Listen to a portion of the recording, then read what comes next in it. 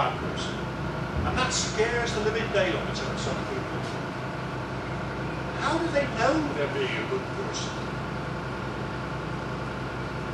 Well, they moved away from the parent. They need a parent substitute. And religion provides a parent substitute. It provides a structure with a set of rules that don't depend upon how old you are. They just go on and provide that anchor that you can rely on throughout your entire life. So you could argue that they never grow up. The desire for the external source of authority. I'll talk about me. This is in inverted commas. They say, I can't decide what's right and wrong. Because if I decide what's right and wrong, and you decide what's right and wrong, and you decide what's right and wrong, we're going to have anarchy. We're all going to be doing what we think is right and wrong. It'll be chaos. Well, that's actually not true. Because I was a primary school teacher for a number of years, and I did this with my third year junior, remember what that is in modern numbers, year 6, something like that. The exercise was, here's the deal, kids. This is the first time we've met. I am going to learn all of your names within 15 minutes. I'm 41 of them in my first year. But I was younger, I could remember things then. So, I'm going to remember your names in 15 minutes. Here we go. Who are you? Who are you? What do you think about that, Fred? What are you? Who are you? Charlie, what do you think about that? What did he say? So, with a game, within 15 minutes, I could learn all their names. I said, right, that's half of the game. Well, I've done that bit. The next half of the game is yours. Because I'm the teacher, I'm the person in authority, and when I ask you to do something, I will expect you to do it. So there's no doubt about that. But what I want you to do, together, is to draw up a set of rules of how we're going to live together for the next 12 months. So we come up working in little groups, you know, what must you do, what mustn't you do, why must you do this? But, you know, every single year, those kids came up with a set of rules that were as good as any set of moral rules in any religious book or any book on humanism. Because you've got a bunch of 9 or 10-year-olds, they empathise. They know you don't go around stealing somebody else's school bag or pinching their dinner money or doing, you know, chasing them around the playground when they don't want to be chased around the playground. The examples they gave to back up their rules were, of course, relevant to somebody who's 9 or 10 years old. But the things they actually drew up were exactly the things that we lead our lives by. And so, if we did have a discussion between you and you and you, you'd end up creating the same things anyway. You don't require an external source of rules. Loneliness. God, this is a killer. 3 o'clock in the morning. It's dark, and you're lying in bed, and the list is going through your head of the things you've got to do, the things you screwed up. Oh my God, I wish I hadn't said that. I bet I've really, really upset so-and-so. You know, you rehearse in your mind all the things that went wrong. The middle of the night is the loneliest time in your life. It doesn't matter whether the person you're sleeping next to somebody you love, they're asleep. So, loneliness is a terrible thing. Religion meets the requirement for loneliness because it has not only a God you can talk to, but it has a church to go to, a synagogue to go to, a temple to go to, a mosque to go to.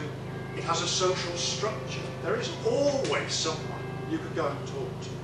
My mother-in-law, who is 90, and probably fitter than I am, she's terrible, is a member of her local church, a very active and dynamic member of her local church. She doesn't believe any of it. She will come down and stay with us. We'll talk about meetings I've been to, and what did you say, and what did they say, and what did he say? Oh yeah, no, that's right. No, I don't believe that. No, I don't believe that. She's quite happy to reject, I think, the whole thing. But it provides a social structure in which she is a leading light and which gives her a meaning to her life. And she knows that if anything goes wrong, there are 50 or 100 people within half a mile of where she lives who will come to her help. So it overcomes any possible loneliness. I mean, my mother-in-law's been a widow for the last 13 years, but in those 13 years, yes, she has been lonely, but she's not suffered from it without being able to find other people to talk to. And so religion is fantastic for that. We're the ones who have problems about that. We atheists don't get together. You know, why do atheists need churches, synagogues, and all the rest of it? So we've actually got to work on that one. We've got to work on companionship and friendship. Studies by religious academics talking about the need for religion. Oh God, I have tried, honestly, cross my heart and hope to die. God strike me down, you know. I have tried and tried and tried to read books by religious people on this particular topic, the psychology and psychopathology of religion. And it is the most awful stuff, because they can't write sentences from start, they use words that are far too long, they use really obscure abstractions. It's very, very difficult to understand what they're trying to get at. And everything they write is overlaid with the assumption that there is a God.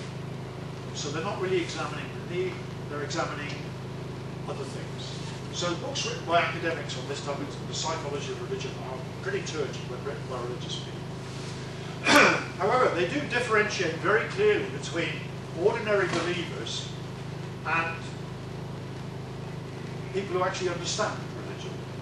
Now, an ordinary believer will be some peasant marching up a hill in South America, carrying a cross and a statue of the Virgin Mary to some rock where they saw the blood of Christ 3 years before, and carrying out some form of ritual.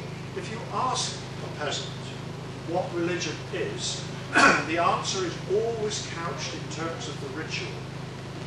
Religion is what I do on a Sunday. Religion is what we do on the Saints' Day. Religion is what the priest asks us to do about so and so. Religion is the ritual, not the meaning.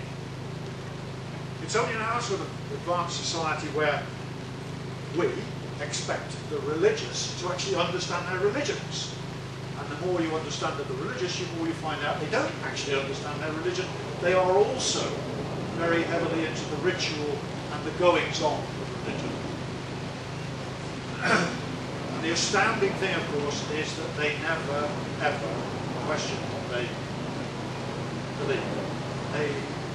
They never ask questions, they never challenge, they never find out.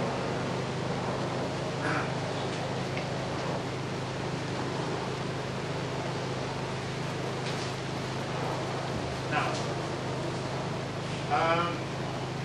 anybody read any Freud? Who was Freud?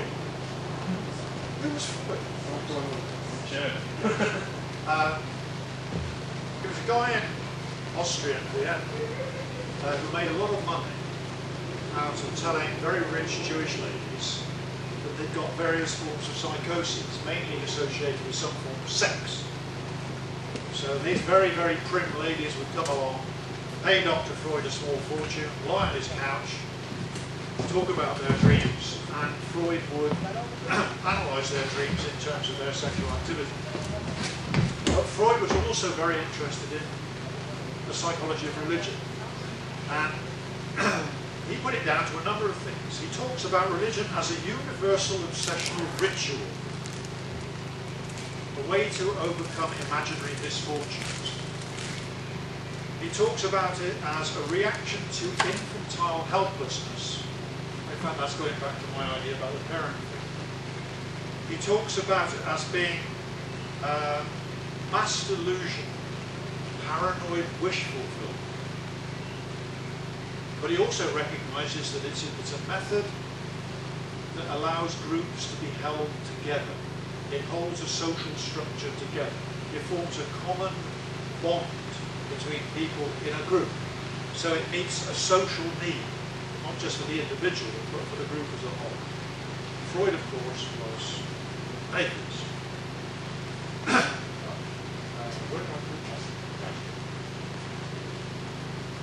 That's it. I'll see you later. That's it.